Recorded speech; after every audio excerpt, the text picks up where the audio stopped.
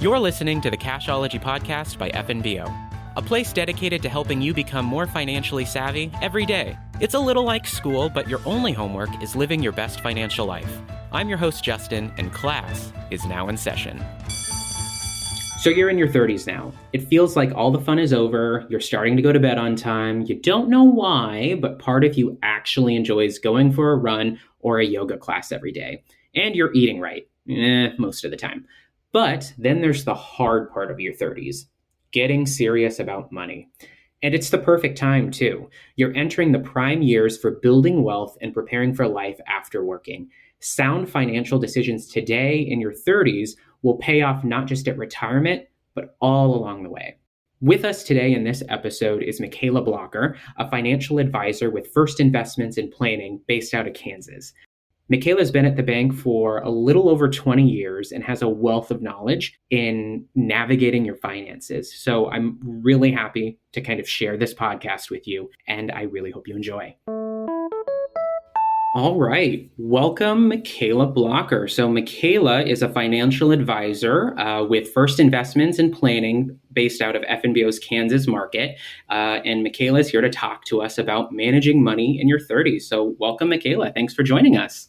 Yes, thank you. So excited. So as like a real quick question, you're a financial advisor. What is a financial advisor? What do you do? What's your like day-to-day kind of look like? Yeah, so great question. So my day-to-day really consists of a few different things. So right now, with it being the end of year, following up with clients, making sure that we've made all of our year-end contributions to different retirement accounts or different strategies, taking any taxes, loss harvesting off the table as well. And then working with clients throughout the year on meeting different financial goals. So whether that's helping them plan for a big purchase or helping them get out of debt or looking at different investment options.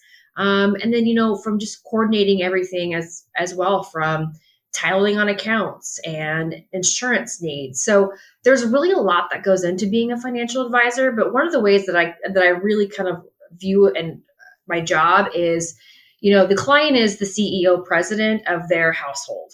I am the CFO.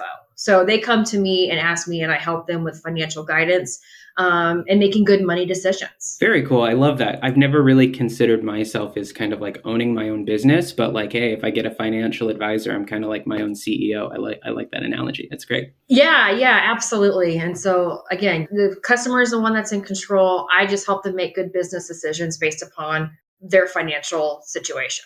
Very cool. So let's just like get this kicked off. Let's talk about a few things. So based on what you see, what's the biggest mistake people in their 30s make with money? I think one of the biggest mistakes I see, and not with people in their 30s, is not saving for retirement or not saving or having an emergency fund for themselves. So I find a lot of people, and even in the older age groups that have not started saving for retirement.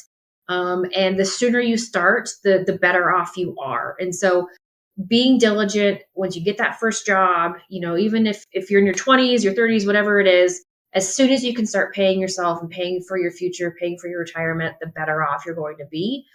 Because the longer time you've got more money to grow for you. Absolutely. And, to add on to that, talking about retirement, what I also like to recommend to my friends, like this episode for me is kind of bittersweet. I'm going to be turning 30 here soon. So I'm saying goodbye to my 20s and I'm talking to my friends that are, in the same place as I am. And one of the things that, I would add on to it's important now to be thinking about retirement is, especially in my friend group, it's important for us to be talking to one another about money. And right, like it's kind of like this taboo topic, but I have like a diverse group of friends and we all come from like different walks of life, different places, and being able to talk to one another about finances, money, investing has been super beneficial for us. Just because, we all get like unique snippets of different ways to kind of do things. And it's nice to know that, you're not alone in that journey. Mm-hmm. Yeah, absolutely. And, I think that there's definitely a lot of really great education out there. Talking to your friends, using your group, using your network and really trying to set yourself up for it's not going to be a quick process. It's going to be a long process to save for retirement and to save and meet some financial goals. But to save yourself up for a good process and making sure you're being thoughtful and diligent along the way, and that you're well diversified too. So not just having retirement, not just having everything into a 401k or an IRA, but looking at an emergency fund, looking at making sure you've got assets outside of any qualified money as IRAs or 401ks. And then also making sure that you're taking advantage of programs out there that, your workplace might provide you, or different benefits that you might receive. Because if you're not, you're leaving free money on the table, and not taking advantage of those, which is so helpful, especially when you're starting young, to build that retirement fund. Okay, Michaela, so let's get started managing money in your 30s. Give us the high level overview. For someone in their 30s, what money moves should they be making? Yeah, so a couple things to focus on is making sure that you're paying off debt, especially any high interest debt, like with credit cards, student loans, maybe to, really paying attention to what you're paying on each loan.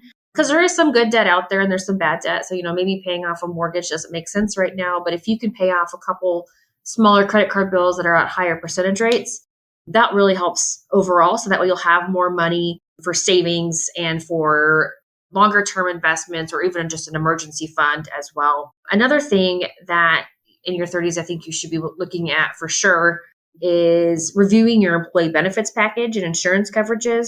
Making sure that everything's in place to protect against any large medical expenses or any unexpected expenses as well.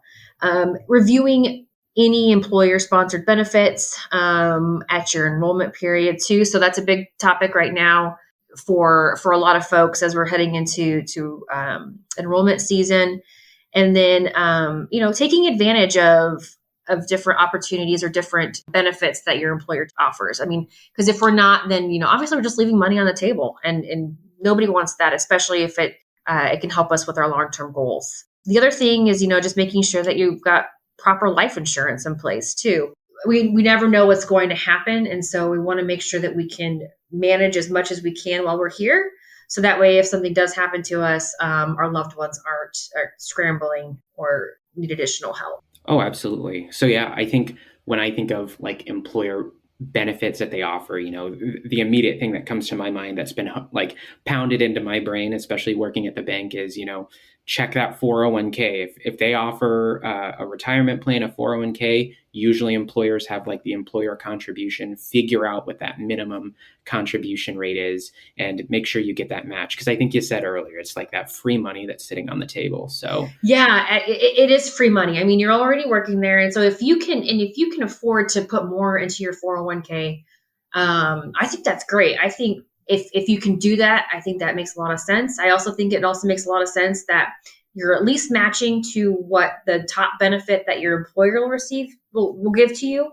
And then, also look at investing outside of your 401k. So looking at maybe a Roth IRA, looking at if you have an HSA, maxing out your HSA, because those are two products that can really help you down the line, mitigate taxes, something to just really think about as you're looking at your full financial picture. Absolutely. Great tools to kind of have in your tool belt. So it kind of sounds like, right, we're talking checking your debt. There are things like good debt, maybe focusing on retirement, looking at employer-sponsored plans, life insurance, kind of setting yourself up kind of for success. It's almost like we're playing defense so far. So what if you're in your 30s and you've already gotten these things covered? What should you be doing? So taking advantage of what you can, right? So your 401k, I would also take a look at any Roth IRAs. So Roth IRAs are great because you can contribute money that you're paying taxes on now. So that way down the future, when you pull those monies out for retirement,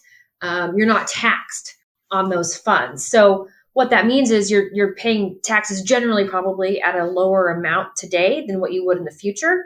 Another thing, a benefit of Roth IRAs versus traditional IRAs. So traditional IRAs are using non-tax funds. So you're taking taxable income and putting that into an account to pay taxes at a later date. And so putting money into a taxable IRA or a traditional IRA, you're eventually going to be taxed on those funds. And so the one thing that we know that's going to happen are taxes and debt. And so eventually, today's current law states that at 72, you have to start taking those distributions. Well, at 72, you might not need distributions from your IRA, but you're going to be required to start paying those taxes. Within a Roth, you don't have that requirement. And so what you can do is keep the money in a Roth, and you're never required to pull that money back out. So that's a great way to start looking at different ways if you've got, just the basis covered. Another thing that you can take a look at doing is funding an HSA.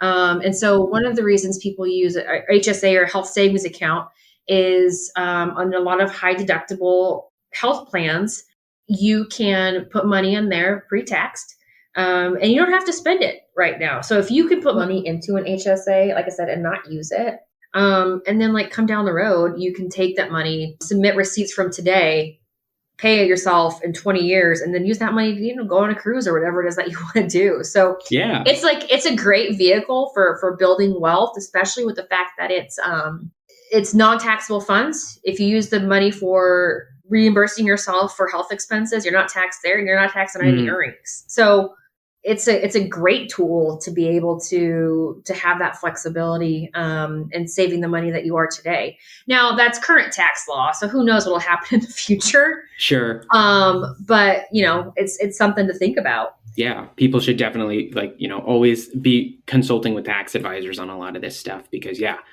laws, regulations can change, and the advice the things that we're talking about today might not necessarily hold true tomorrow. Yeah, and I think another really great thing that people can do is so you're doing all the things, right? So you're maxing out your 401k. Maybe you're contributing already to a traditional IRA outside of that. Maybe you've got a Roth happening, and maybe you've done all these things. You've already got your emergency fund set up, so that's good.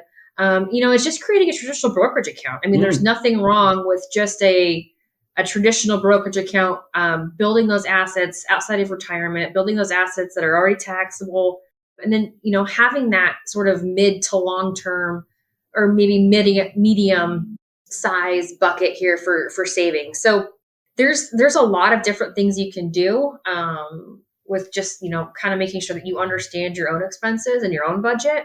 And then really what you're paying now, how that might benefit you down the road. Yeah. So for our listeners, kind of what is a brokerage account? And, maybe not just our listeners, maybe even for me as well. So are we talking about the stock market now? Is that kind of where we're going? So talking about the stock market, is opening just a general brokerage account. So, you can take a look at doing different things. And there's a ton of different strategies, and working with a professional financial advisor will really help in this situation and figuring out what makes the most sense for you. There are a ton of different strategies. There are a ton of different stocks. There's a ton of different mutual funds, but really coming down to what's going to help you meet your goals and reward you for the amount of risk you're taking on. Not taking on too much risk where, you can't sleep at night because the account goes up and down, or, knowing that, okay, I can put my head down tonight knowing that I don't need these funds for another 10 years. And historically, the market always goes up. So therefore, these funds should be too. So, there's a lot of different things. Absolutely. And kind of going off of that, the things that we're talking about, like 401ks, IRAs, HSAs, it's just like a lot of moving parts. And now we're moving into like what I would think of like the scary zone of, the market. And so I think your endpoint there is people that are in their 30s now, reaching their 30s. It's probably a good time to start finding a financial advisor to kind of help navigate like this crazy jungle of all of these options, and making sure you have someone there to help set you up for success. Yeah. So finding a great financial advisor is important, a part of this process.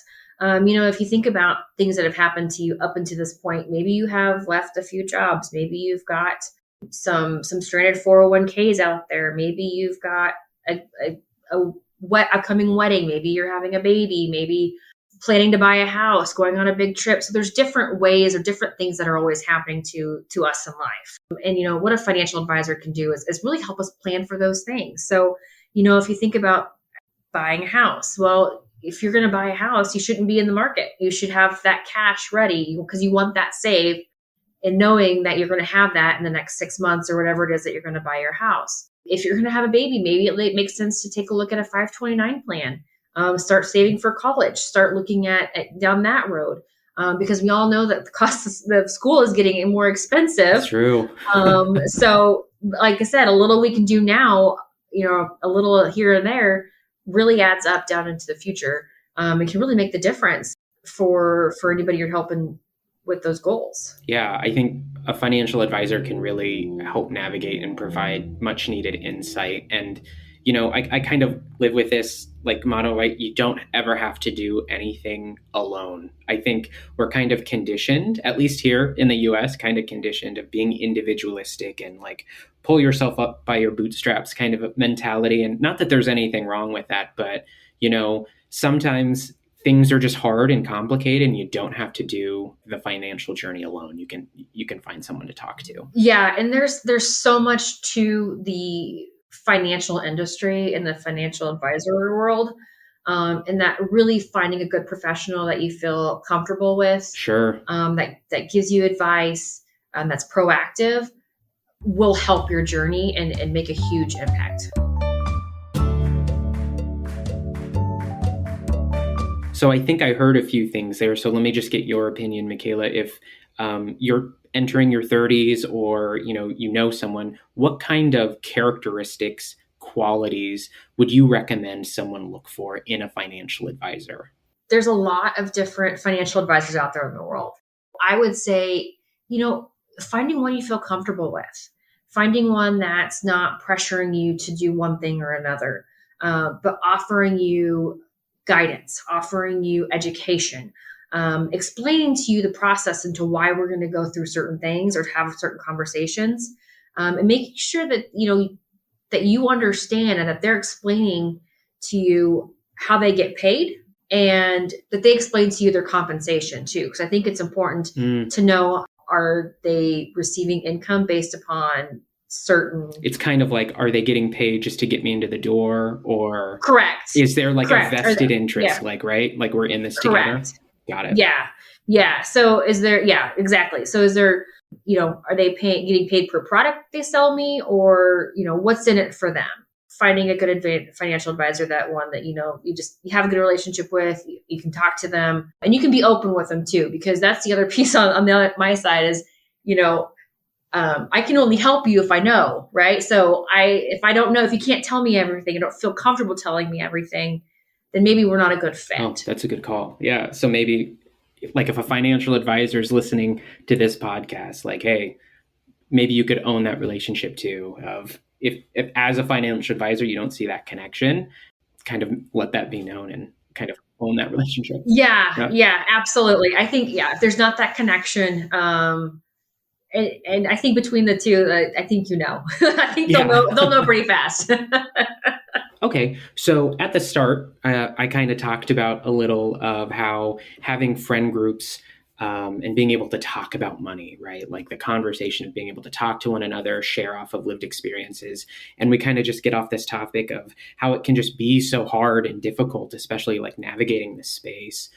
So why do you think it's so hard for people to talk about money? Maybe not just people in their 30s, but just in general. Why do we find that topic so difficult to talk about? Well, we were always taught, you can't ask about money or religion or politics. So true. I think it goes back to that.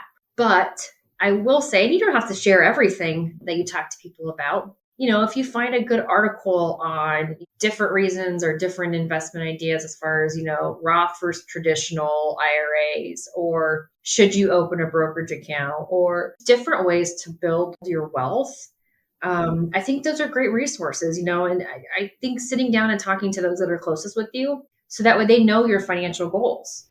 So like if you have a spouse or a significant other, or, just having those conversations, just so you're all on the same page, so if you've got one, maybe one spouse that's a spender, one that's a saver, there could be some battles down the road. So knowing kind of what you're up against as far as your budget and your goals and, what worries you, and just making a priority to understand and know your finances, because you never know what can happen. right? So none of us are invincible. Mm-hmm. Absolutely. And kind of what you had just said made me think of a question that was asked to me by a friend. And so me and my wife have been together for a long time. And so we actually we had a friend ask us. So they've been in a relationship, I think, kind of like coming up on 1 year, and they kind of asked, "Hey, when did you two start talking about finances?" So just like off the cuff, like what's your recommendation for like people that are like in a newish relationship? When is a good time to like even mention finances or bring up money in a relationship? Yeah. So I would say if you're casually dating, probably not. But if you're starting to maybe meet each other's families, Uh, friends, and getting more serious, I think that's a good starting point. If you do find somebody that you love and that it has a lot of debt, I mean, that's something that you're going to have to take on too, mhm. or something that you might have to be more considerate of in the future. I always laugh because I've always told my husband Bobby, and we've been married. It'll be 12 years this year. When we first met, that I was like, I was going to pull a credit report on him because it's important. I mean, it's a big Yeah, thing for me. And so, obviously in my household, I maybe we'll expect it. I'm the one that handles all the finances. sure. Now, that's me having to chase him down sometimes too and say, I need you to sit down. I need you to know where things are and what's going on.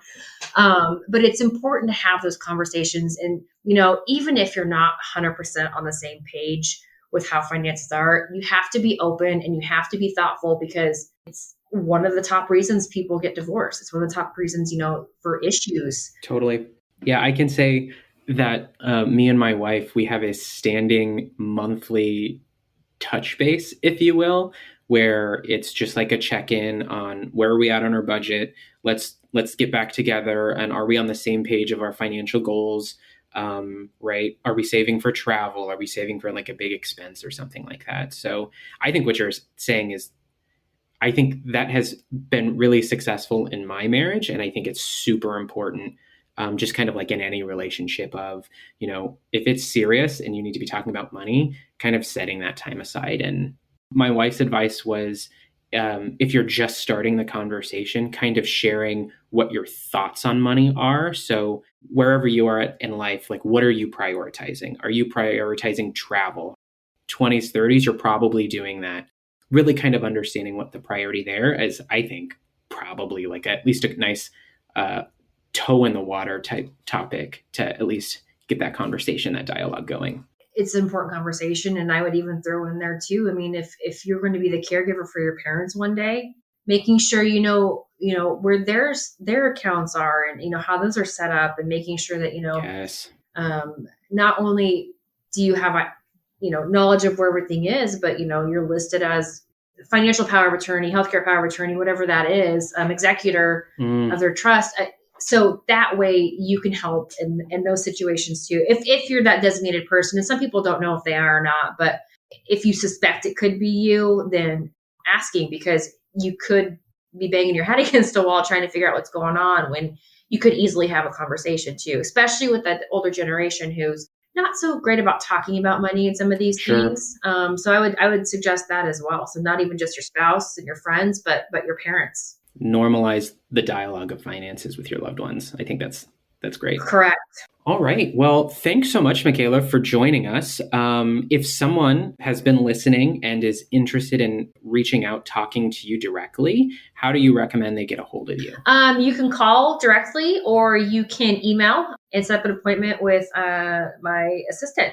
Fantastic. We'll make sure hopefully we can get your contact information in the podcast show notes for anyone looking to get a hold of you. Yeah. Thank you so much for joining us. Yes. Thank you. This was fun. Thank you so much for having me. Member FDIC, Equal Housing Lender. Podcasts are for informational purposes only and not intended to provide specific advice or recommendations. When making decisions about your financial situation, consult a financial professional for advice. Podcasts are not regularly updated, and information may become outdated. Deposit products are offered by First National Bank of Omaha, member FDIC. Investment products are not FDIC insured, not a deposit or other obligation of the bank, not insured by any federal government agency, not guaranteed by the bank, may lose value.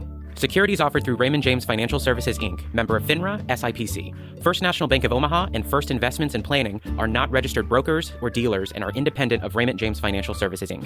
Investment advisory services offered through Raymond James Financial Services Advisors, Inc. The Cashology Podcast, copyright First National Bank of Omaha. The foregoing information has been obtained from sources considered to be reliable, but we do not guarantee that it is accurate or complete. It is not a statement of all available data necessary for making an investment decision, and it does not constitute a recommendation. Any opinions are those of the speakers and not necessarily those of Raymond James. Every investor situation is unique, and you should consider your investment goals, risk tolerance, and time horizon before making any investment. Prior to making an investment decision, please consult with your financial advisor about your individual situation. 401k plans are long-term retirement savings vehicles. Withdrawal of pre-tax contributions and/or earnings will be subject to ordinary income tax and, if taken prior to age 59 and a half, may be subject to a 10% federal tax penalty. Matching contributions from your employer may be subject to a vesting schedule. Please consult with your financial advisor for more information. Contributions to a traditional IRA may be tax deductible depending on the taxpayer's income, tax filing status, and other factors. Withdrawal of pre-tax contributions and/or earnings will be subject to ordinary income tax and, if taken prior to age 59 and a half, may be subject to a 10% federal tax penalty. Like traditional IRAs, contribution limits apply to Roth IRAs. In addition, with a Roth IRA, your allowable contribution may be reduced or eliminated if your annual income exceeds certain limits. Contributions to a Roth IRA are never tax deductible, but if certain conditions are met, distributions will be completely income tax free. Links are being provided for information purposes only. Raymond James is not affiliated with and does not endorse, authorize, or sponsor any of the listed websites or their respective sponsors. Raymond James is not responsible for the content of any website or the collection or use of information regarding any website's users and/or members.